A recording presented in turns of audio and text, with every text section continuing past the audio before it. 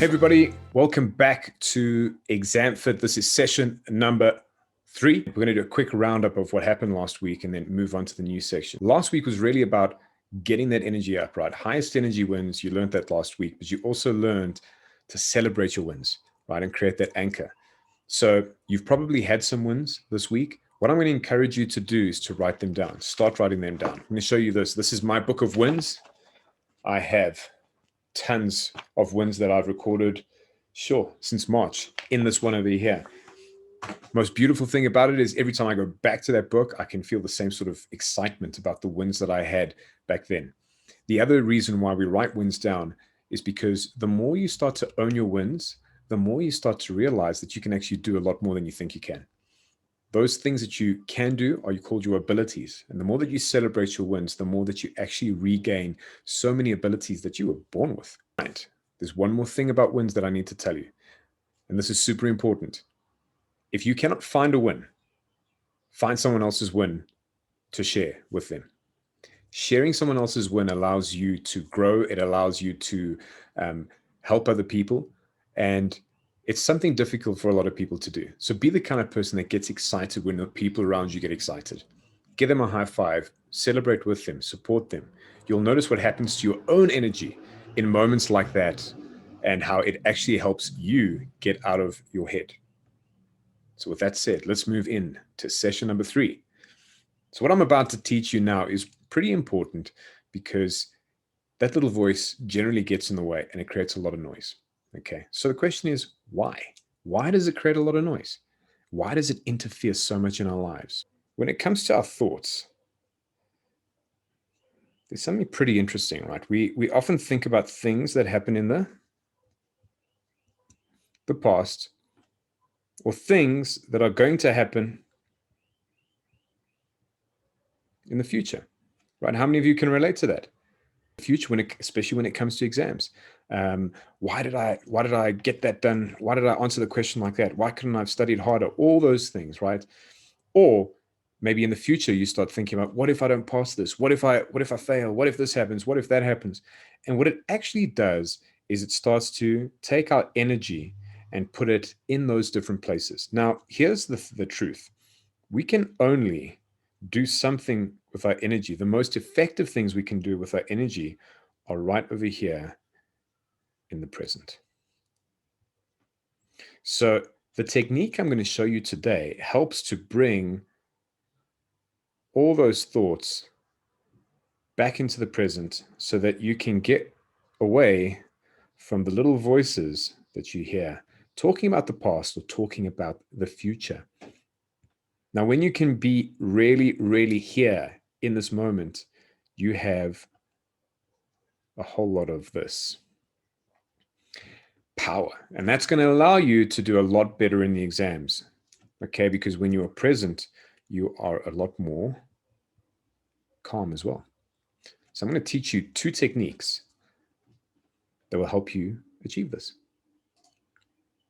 Right, so the 2 techniques that I'm going to teach you are pretty simple, and they can be a lot of fun as well. The first one is looking at the screen with me right now. I'm going to ask you to follow my hand. Okay, so I want you to mimic what I'm doing with my hand. You're going to do exactly the same thing with your hand, and I want you to follow me. Okay, you ready?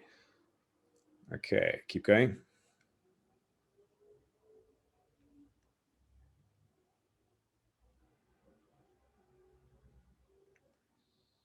Okay, match up with my hand almost exactly, as close as you can. And now with my finger, I want you to trace your finger on the screen when my finger is tracing.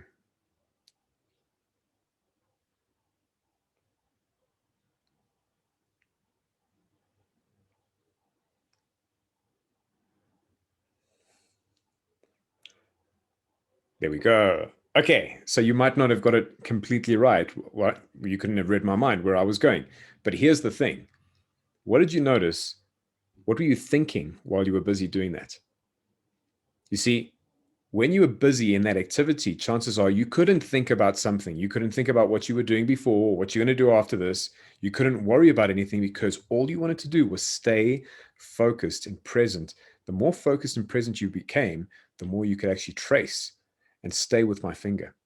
So that's the first technique. Find someone to do this with, or even do it in the mirror. Use a hand, use both hands, do whatever you would like to do, but try and just focus on what movement you're busy noticing. Okay. Notice how quiet it gets and how present you become. And if you find yourself being pulled away by thoughts, just say, oh, okay, there I was being pulled away by a thought. Let me come back. That is the key to making this work. So that's the first exercise. The second one is even simpler, but somewhat harder. Okay. This one is something that ancient warriors about 5,000 years ago, they used to do the same technique to regain their attention, regain their focus. Okay. And the exercise is really simple. You take a few minutes. So you start off with 30 seconds. And all you do is find someone to sit with, almost knee to knee. And all you do is look them in the eyes. Okay. So it goes something like this.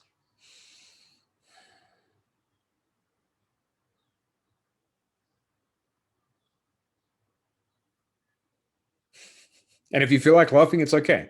But the key is, notice what comes up. Your little voice is going to start bringing up all sorts of crazy thoughts like, what am I doing? This is crazy.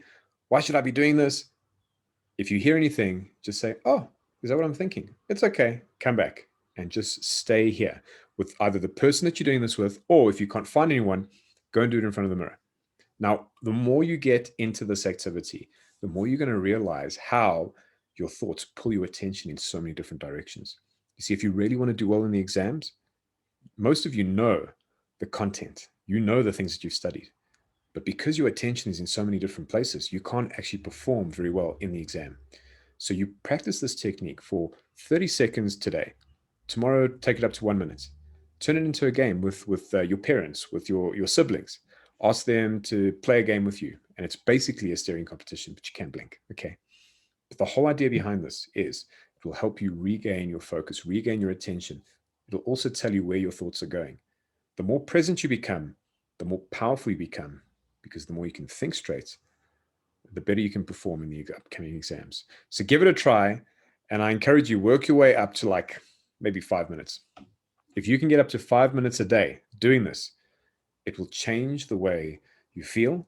You'll feel a lot more calmer, and a lot of those little voices will just disappear, or you'll be able to tell them to disappear.